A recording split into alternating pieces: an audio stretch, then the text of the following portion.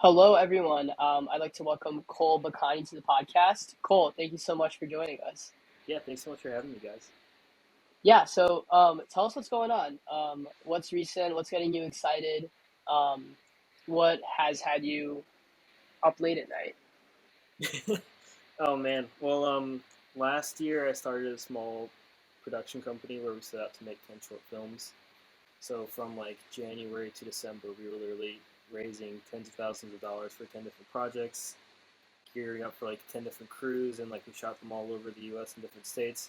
So this year we're kind of just in post production for the next few months, and then hopefully we get to screen all of them at the same time by the end of the year. No, that's awesome.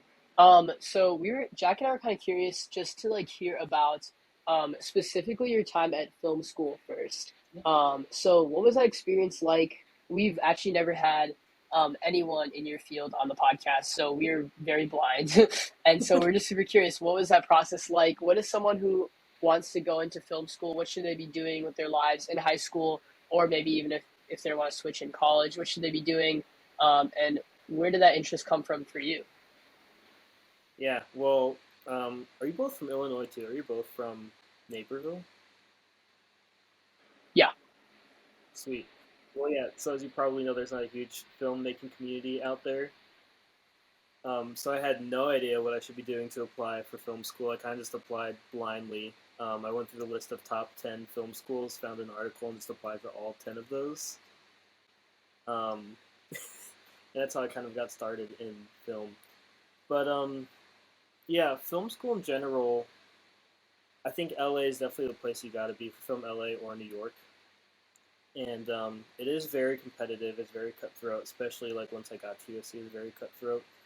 Um, but you meet a whole lot of great collaborators that you'll have for the rest of your life at film school. And I would say if you want to get into film, the number one thing you can do is just keep making films. Um, don't worry about where they go or who's going to see them or like how much money they're going to make. Like you can always be making films because everyone has like a video camera in their pocket these days. Everyone could be writing all the time. Um, that's the part about writing is like when I'm not writing, I feel lazy because you can literally be writing at any second. Um, so anyone who wants to get into films has to keep doing it a ton. I feel like my favorite, or like some of the best people to come out of like my cohort at USC, I feel like just made a ton of films. So the more you make films, the better you get. And also do everything in film. I think a lot of people go to film school wanting to be a director specifically, but a lot of the best directors I think come out of film school also, you know, take a lot of editing classes and cinematography classes and sound classes. Like you got to kind of learn everything to be. I was curious, what exactly, like when you were starting off in making films, either in college or even just in high school in your free time, what were like some of like the main challenges for you starting out, and how did you kind of adapt to those? Know that one. It's all kind of just a big learning experience. Like I definitely rewatch my old films, or I'll make a film and then get to the editing room and be like, oh man, like I wish I did this differently. With every single project, I'll rewatch them and be like, man, I wish I did that completely different. And I think with every film, you learn something new, which is why I said if you want to get into filmmaking, you just got to keep making stuff. Don't really care about how perfect it is. Don't worry about who's going to see it. Like, you just got to keep making films because you definitely learn stuff every single time. Um, whether that's like you're learning how to, shoot a dialogue between two people to look natural, whether it's like learning how to write natural dialogue, whether it's learning how to edit a scene to elicit a specific emotion. Like the only way you get better at those things and figure out those things is by making a ton of films. And those are definitely things that I didn't know right away, but I just learned too by making a ton of different films. And don't be scared to share them with people either. Um, I feel like a big part of the learning experience is like getting told that your film is terrible sometimes, and figuring out you have to have a tough skin in film school. I think for sure because I think you make a ton of projects and you screen them for the whole class and all your professors. And a big part of USC is you kind of sit up there while like the professors will kind of like tear apart your film. But yeah, I would actually say most of what I learned about filmmaking happened outside of film school. So USC is really great in like giving you a network and lots of professors and like a crew that you'll have for the rest of your life, and they like help you meet people and also they teach you like how they teach you what the industry is actually like. But how I actually make films and how I write and kind of finding my own style, I definitely found more so working on projects outside of class. Um, I think one company that helped me grow a ton outside of school is Jubilee Media. Um, I cold emailed their CEO, I think back 5 years ago now, and just saying like, hey, I'll do anything for free. Like I'll give you any help in any area, and I don't need to get paid.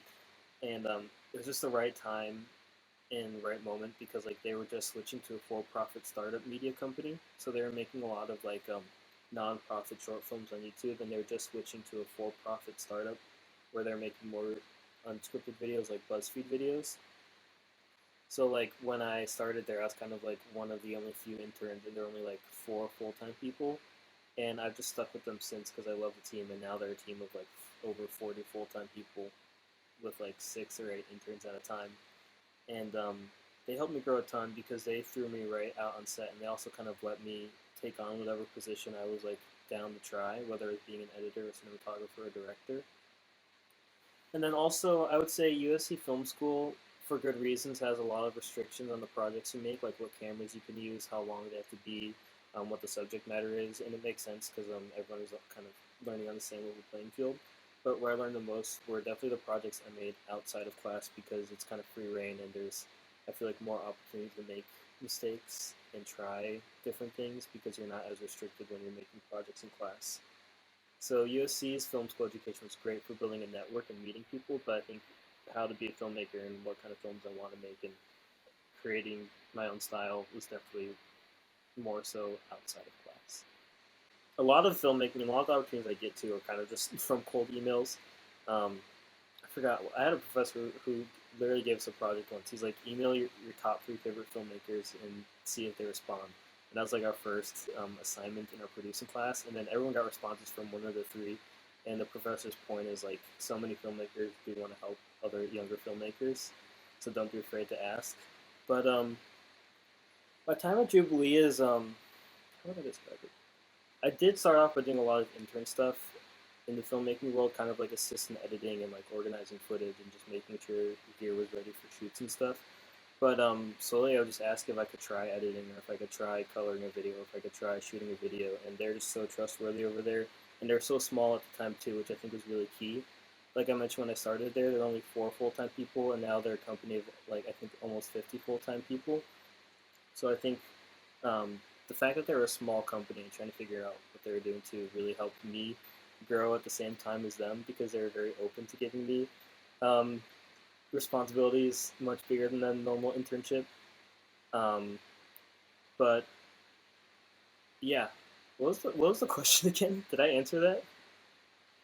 That's super interesting, and that kind of brings me to our next question, which we want to talk to you about your specific creative process, Yeah. and like to kind of walk us through where like how you take like very streamlined, obviously how you take an idea from like its inception to the films, like something like Everything Stays, or even like the work that you do for Jubilee, um, and when you like, what are some of like the blocks that you hit while you're coming up with that, like specifically like creatively? So whether that be writer's block or you don't really know exactly how you want this shot to work or this line to be delivered, etc.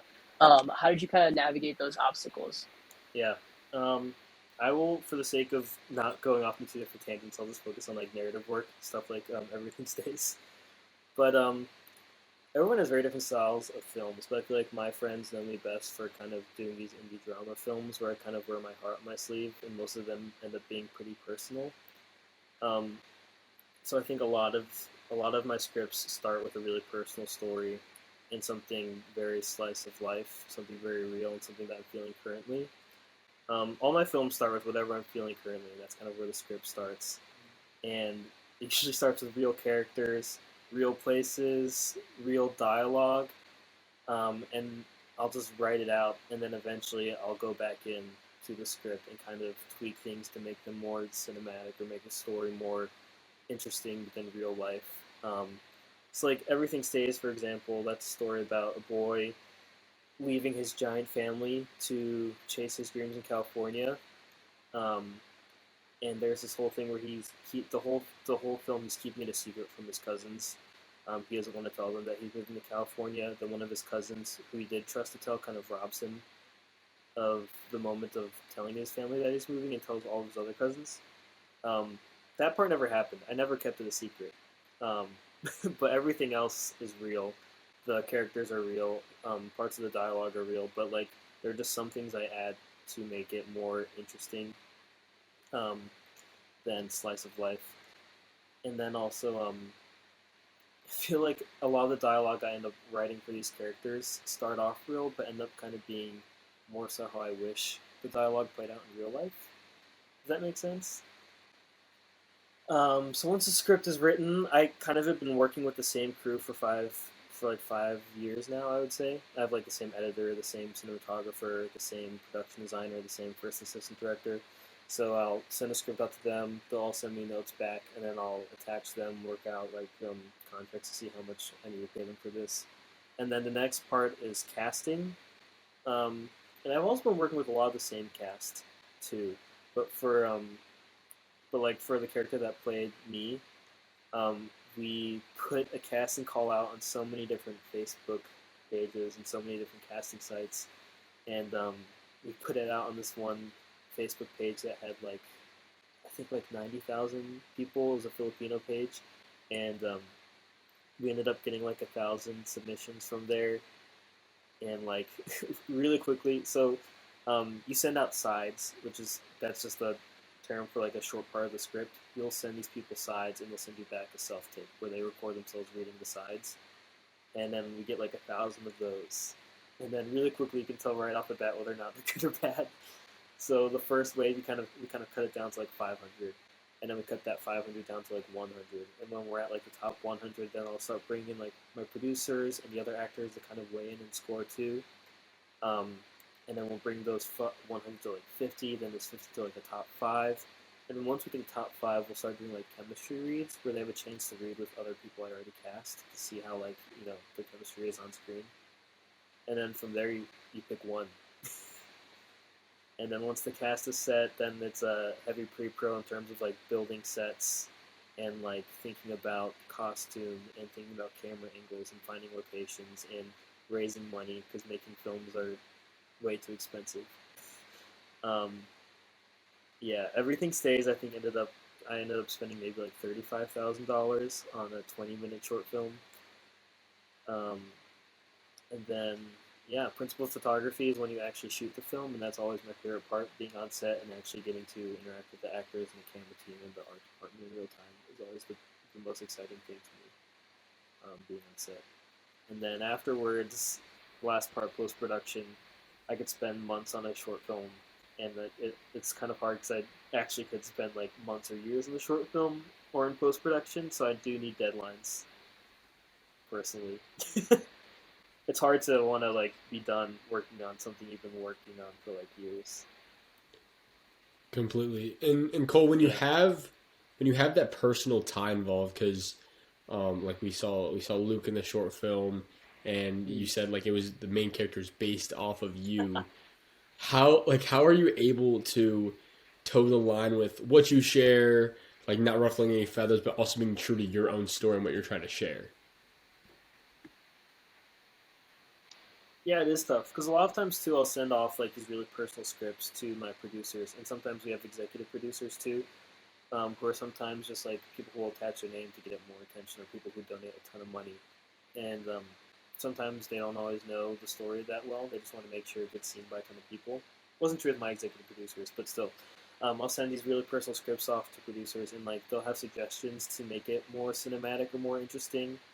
Um, and sometimes those suggestions are way out there. It makes sense why they want to add them, but like it's hard because like I don't want to like change my real life too much. But I understand that sometimes real life can be boring. Um, so it is difficult, and it like I mentioned earlier, like it's just you make a ton of films and you figure out that balance kind of in your writing and stuff. Um, but yeah, I love putting my life out there because I think a lot of my scripts are based off of confusing feelings I'm feeling at the time, and then it's great putting it out there to the world and having people tell you how they connect and kind of interpret it. And like I always like learning stuff about myself. So you just touched upon writer's block, Mhm. and how you kind of realized like your thing for that was like you're just working on one thing, which is kind of what started it, and I'm assuming you're trying to kind of get over that right now. But what other strategies have you used in the past to get over that? Because I think everyone goes through that. I mean, Jack and I go through some form of block when we're trying to come up with ideas. And so, what are your strategies for getting over that? It's tough. I feel like how long have I been like taking filmmaking seriously? Let's see. Like in the 6 years I've been taking like filmmaking seriously as like a career. I feel like I never hit a bad writer's block until this year, and I'm like going through the writer's block like right now. And it's horrible. like there are days where I'm like I have to make progress on writing my script, but I'll just sit and stare at my computer for like 6 hours, close it, and call it a day.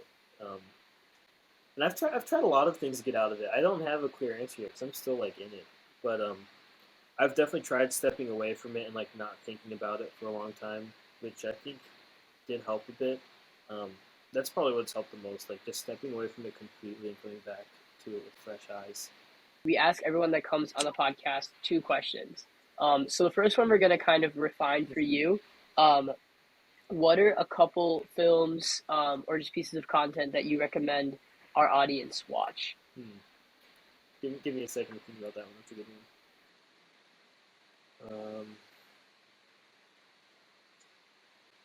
Couple of pieces of content. Well, I'll just say one of my favorite films that I feel like everyone should watch eventually is Eternal Sunshine of the Spotless Mind.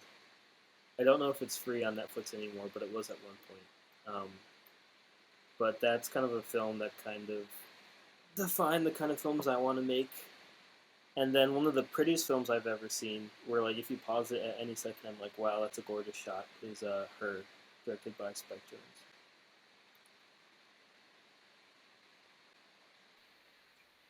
Awesome. Okay, and the last question we have for you today, Cole, is if you could go back to yourself and speak to yourself when you were just starting out making films, what piece of advice would you give to yourself? It's a good one too. I usually don't get asked that one in interviews. hmm. Huh. I would probably just tell myself to not be afraid to make mistakes and to just finish what I start. Um, Even if there are just a lot of times where like I didn't finish a lot of films because I hated how it was turning out. I didn't like finish editing it or I didn't finish writing it. But I think finishing what you start is really important because you're going to learn so much more by finishing something rather than just throwing it away.